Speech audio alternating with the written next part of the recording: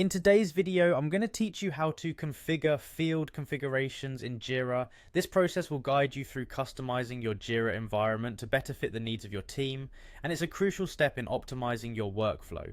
Let's get started by navigating to the settings section. You'll want to go to settings, then issues, and from there head to field configurations. This is the starting point for managing all field related settings in your Jira instance. Field configurations are essential because they help define how fields behave for different types of issues, which can be incredibly useful for tailoring Jira to your specific project requirements. Next, you'll be creating a new field configuration. This is done by clicking on Add Field Configuration. Once you've done that, you will be prompted to provide a name and description for your new configuration. Think about what makes this configuration unique. The name should be descriptive enough to easily identify its purpose or the project it's associated with. After you've filled out these details, click Add to create the configuration. Once you have your field configuration set up, the next step is editing an existing configuration. This is useful if you need to adjust settings for a pre-existing configuration. Simply click on the Configure button next to the field configuration you wish to modify. This will allow you to tailor the settings and adjust as necessary.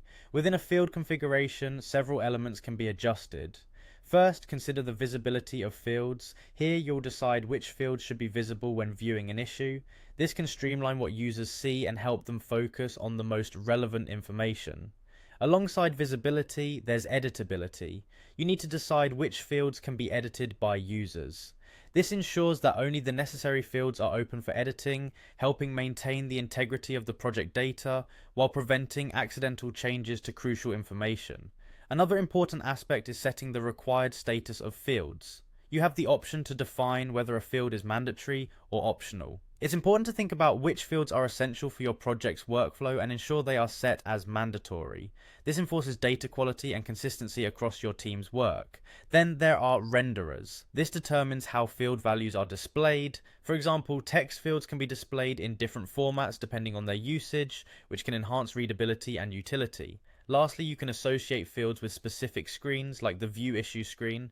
This is where you decide which fields are displayed at different stages of the issue's lifecycle. By customizing these settings, you ensure that the right information is available to the right people at the right time, and there you have it. That's how you configure field configurations in Jira. By personalizing these settings, you can make sure Jira works with you to meet your team's specific needs. I hope you found this guide useful and that it helps you achieve a more efficient workflow in your projects. Thanks for watching and good luck configuring your Jira fields.